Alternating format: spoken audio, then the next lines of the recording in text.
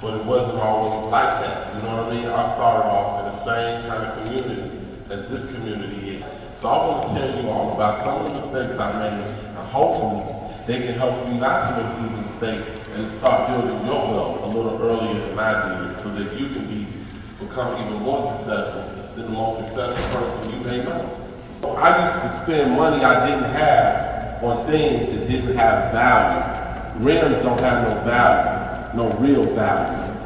Diamonds don't really have no real value. It can have value as a sentimental. If somebody is going to marry you or get engaged to you and they give you a diamond ring, that's a symbol of love. But it don't really have a material worth. Nikes, Air Force Ones, Jordans, they look nice. You might, I need them because, I be running and my ankle messed up, so I need a little stability. But does it really have value? It really don't have a lot of material value. So I used to spend my money on things that didn't have a lot of value. Then when I got to college, they gave me a credit card. Now when I got that credit card, kind of like how you might have a debit card or your moms might have a debit card, and you see them swiping, it's like money coming out of nowhere. A credit card is like 50 times worse than that. Because it's like money you don't even have in the bank coming out of nowhere. And so I was swiping my credit card and buying things that didn't have value. And this now, y'all with me? Am I talking too much? Y'all with me? So I'm swiping my credit card in college. I'm buying things with money I didn't have that didn't have no value. So when I got out of college, I had to pay all these bills. Credit card companies was coming at me like, we ain't got no more money to give you, and you owe us money that you spent. And not only do you owe us money that you spent, you owe us more money for spending our money. Then all the shoes I bought was tore up. And I couldn't get no more shoes because I had no more credit card and I ain't got no more money. You know what I'm saying? That ain't no clap for that. Clap when I tell you about the record deal and what happened after that. So then, then I had a son. My girl got pregnant, you know what I mean? And I had a shortage. Other bills started coming in. I ain't had no record deal. Kanye wasn't on. Kanye was living at his mama's house making beats. And I was like over there with a dream talking about I was going to be a rapper, but I ain't had no money and I had a shortage on the way. And I was believing in the dream. Hold on, let me finish, man. We'll talk. So Kanye was like, man, I'm gonna make it. Everybody was like, he's so soft, he ain't gonna make it, man. Y'all ain't rapping about nothing that we value. You know what I mean? So people didn't think it was gonna be nothing. And so when I didn't know what to do. I didn't know how I was gonna live or where I was gonna live. Fortunately, by the grace of God, Kanye got him. And when he got with Jay-Z and got with Rockefeller and started doing this thing, and I was still working with him, writing music with him, and he was giving me beats and stuff like that. So then, we were working on the College Dropout album. I helped him write Jesus Walks, I helped him write All Falls Down, I helped him write a lot of stuff. And it was the first rap check I ever got. When he paid me for helping, I got like $30,000. No, that ain't nothing. Really, I got tips. Don't ever take $30,000 for helping somebody like that. Because he went platinum, he made millions. But my initial check was like 30 grand, you know what I'm saying? And I took that $30,000 and put my family in a good position, put us in a better place to live, really, handle the business. Then I got another opportunity. I went on tour with Justin Timberlake throughout Europe. And we went on tour and I was opening up for Justin and I was getting money and stuff, sending the money back. But now, my credit is bad, but I got cash. They call it liquid. You got liquid cash. So I have money, you know what I mean? Then I got a record deal with J Records, which was another check. Now this was the biggest check I ever got. This check was like $100,000. And when I got this check, I went and got a business manager because I never learned how to spend money or use money. So I said, I need to go to somebody who knows how to do it, to teach me how to do it, because I'm gonna mess this up.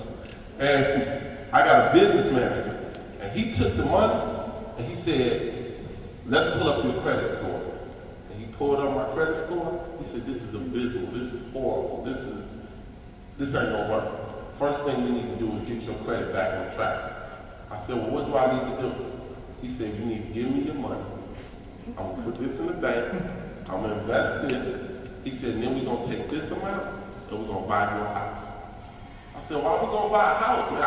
House costs $200,000. I only got 100 right here. Like, I wanna get a car. He was like, I was like, yo, I want a Cadillac. What you talking about, a house? I can make payments on it and then I can be like, he's like, we're gonna take $30,000 of this and we're gonna buy you, put it down on the house. You know what I'm saying? And then I got some other checks coming in, and he put $20,000 more down on the house. Because my credit was bad, the interest rate on my house was very high. So I had to put a lot of money down on this house just for the bank to trust that I might make the payments, the rest of the payments.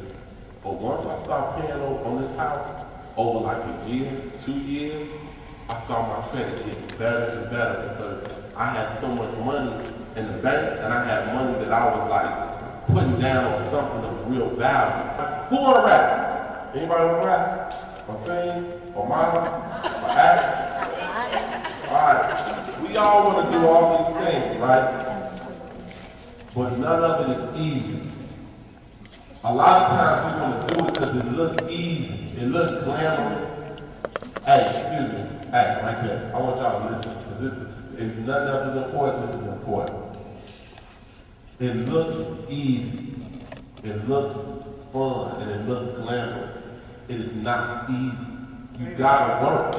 You gotta, hold on, let me sing. I don't want no class, I'm just really trying to tell y'all, man, because I know y'all gonna make $1 million. I know y'all gonna make more money than I ever made, but I just want you to know what you're getting into. A lot of women start off trying to model, end up having sex with every man in the industry that's using them because somebody promised them something and used them. A lot of women want to sing and end up giving their body away more than giving their voice away. A lot of guys want to rap and end up selling drugs to try to rap all in life.